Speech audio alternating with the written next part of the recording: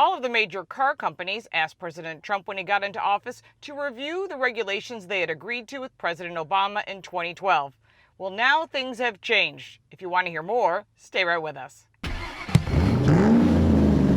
Welcome back to the channel. I'm Lauren Fix, and this is 4 Minute Friday. This week's show is brought to you by wheelwish.com. Save money, save time, and you can do it all online. Let's put 4 minutes on the clock. California emissions versus President Trump versus the automakers. Back in 2012, President Obama agreed to certain regulations with all of the major auto manufacturers. They agreed. And as President Trump came into office, they asked him to take a second look at these regulations, and he agreed. And now, automakers are siding with California. Why is that?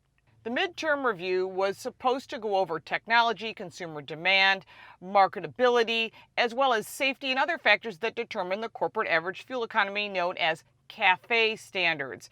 This demand was obtainable at 34.5 miles to the gallon.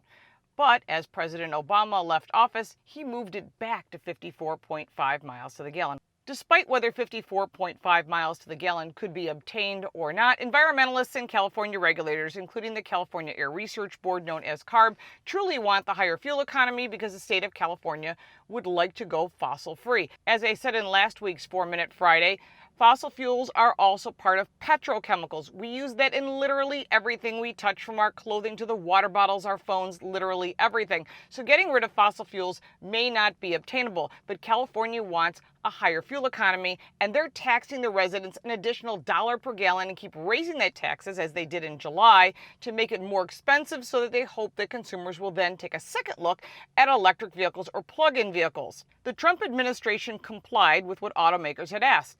They went through and it looked like a sharply lower target of 37 miles per gallon. That was obtainable by manufacturers. It's a standard that automotive manufacturers said they could obtain, especially within the next few years as they make vehicles lighter, more fuel efficient, more powerful, and still not take away from the demand of pickup trucks and SUVs that consumers truly want. But four manufacturers, including Ford, BMW, Volkswagen Group, and Honda, decided to side with California. Why?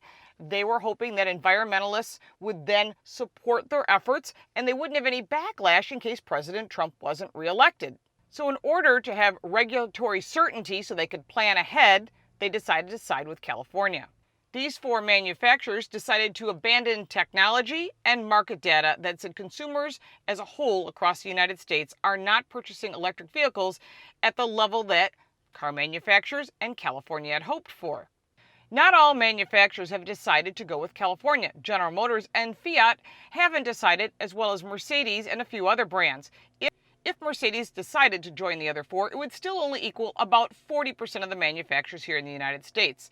Either way, the Trump administration is releasing new regulations in September, like they had planned, and then we expect it to go to court, and we'll see what happens based on the election. If President Trump wins, he's going to win in court.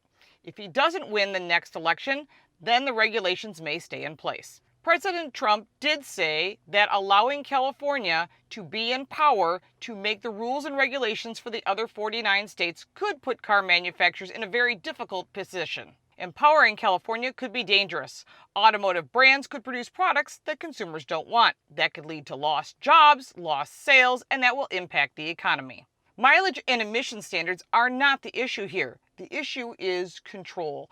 California does not want people to have combustion engines. They want everyone to have electric vehicles. For some people, that's great, but not for everyone. But forcing people to buy these vehicles will cause people not to purchase new vehicles. They'll keep their vehicles longer, and that could be against what their whole goal is. Bottom line, it's going to hurt automakers. Currently, there are 13 states that follow along with California regulations and emission standards. That's fine. But for the rest of the 37 other states, they're paying an extra $2,000 to $3,000 to pay for California emissions. Here's the answer. If you live in those 13 states, fine. Pay that extra $3,000, but don't force the rest of us to do that. The problem is not the 13 states that follow California regulations and emission standards.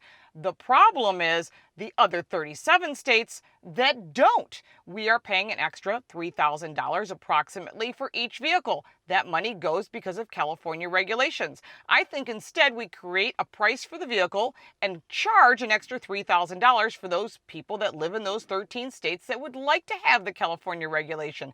That's fine with me. But why should someone who lives in Wyoming or Kentucky or some of these other states pay the extra $3,000?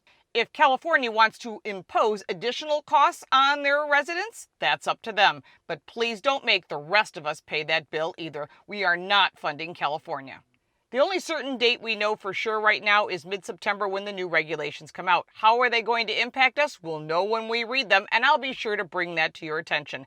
My bottom line goal in bringing this information to you is not to be political. It's to educate and inform you so you know what you're voting for, how cars are impacting you, and what auto manufacturers are doing.